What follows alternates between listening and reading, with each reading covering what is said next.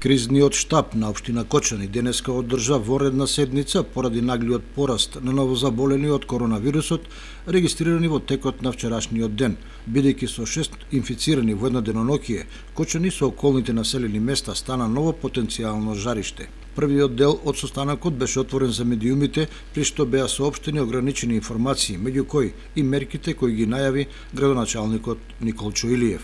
Како прво, ќе препорачаме на сите во делот на јавната администрацијата, според препораките на владата,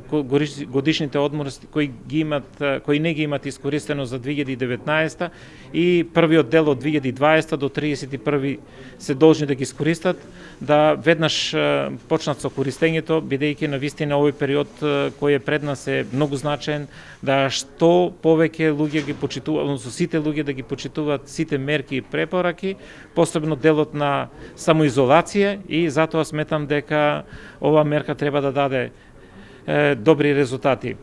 Препорачавме, односно ќе издадеме и јавни соопштенија и упатства на сите супермаркети, на пилјарите и сите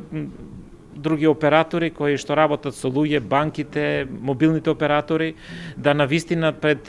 влезовите не се ствара гужва, да стават ред, онака како што треба и да луѓето држат прописно растојание. Еден од заклучоците што произлезе од денешната средба со кризниот штаб е да побараме од надлежните институции да се ограничи движењето во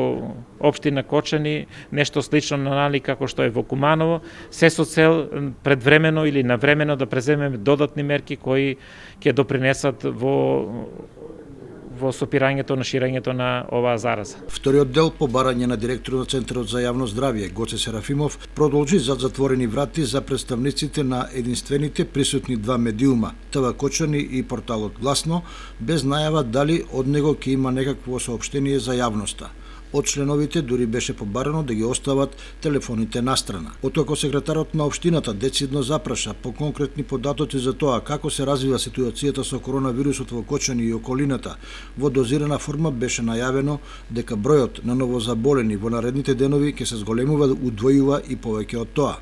За сега 3 жаришта се Кочани, Зрновци и Подлог, каде заболените лица во изминатиот период имале динамични активности и контакти.